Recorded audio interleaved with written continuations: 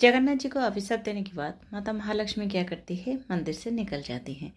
अब वो फिर सोचती हैं कि ऐसे हो कि मैं जाऊं तो कहाँ जाऊं। अगर मैं अपने पिताजी के यहाँ, वरुण देव के यहाँ, सागर देव के यहाँ जाती हूँ तो प्रभु श्री जगन्नाथ जी तो एक रिलेटिव की तरह उनके यहाँ जाएंगे और पिताजी को तो पता ही नहीं है, तो वो क्या करेंगे कि हाँ दामाद तो आया हुआ है, क्या बेटी को तो दे देंगे।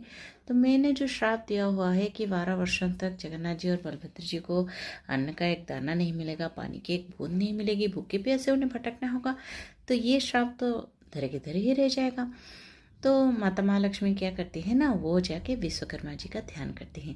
अब होता क्या है, जैसे ही माँ महालक्ष्मी निकलती है मंदिर से, सारे जो पार्श्व देवी देवता जो होते हैं या फिर जो भी उनके सेवक होते हैं, जो भी उनके दास दासियाँ होती हैं, सब उनके साथ निकल जाती हैं।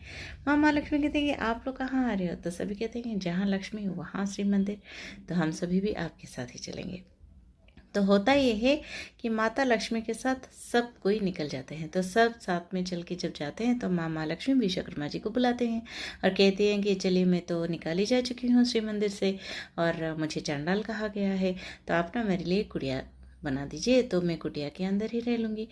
अब विश्वकर्मा जी बना रहे हैं माता महालक्ष्मी का निवास। जरा सोचिए कैसे बनाए होंगे, सोना चांदी हीरे जवाहरात, वो पूरा इतना भव्य वो एक मंदिर का निर्माण करते हैं, इतना भव्य एक महल का निर्माण करते हैं कि देख के सभी ना हक्के बक्के रह जाते हैं। इतना शाइनिंग है वो, इतना भव्य है, माँ महालक्ष्मी का निवास है आखिर।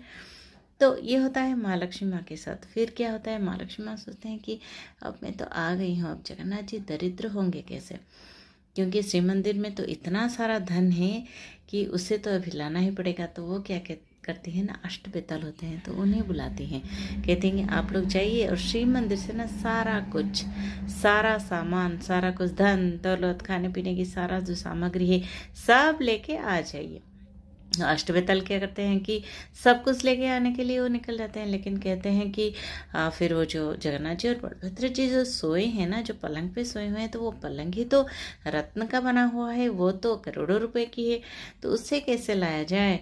तो माँ कुछ सोचती हैं, कहती हैं कि साइड में ना आप एक पूरा जो खटिया होती है उससे डाल दीजिए, फिर महाप्रभु को लेके ना ऐसे लुढ़का दीजिए, फिर वो रत्न पलंग लेके आ जाइए। तो सारे अष्टविताल क्या करते हैं, माता ने जैसे जैसे सिखाया हुआ है वो सारा कुछ धन दौलत, सारा खाने पीने की चीज़ें सभी पहले तो पेट भर के खाते हैं, फिर सब कुछ तोड़ मरोड़ के सब नष्ट कर देते हैं, फिर उसके बाद सब कुछ ना लेके आके माता महालक्ष्मी की जो भव्य महल है वहाँ पहुँच जाते हैं। माँ महालक्ष्मी बहुत ही खुश होती हैं और कहते हैं तुम लोग जाके बैकुंठ में निवास करो, उन्हें मुक्ति दे देती हैं। फिर क्या होता है आगे जानने के लिए स्टे ट्यून्ड।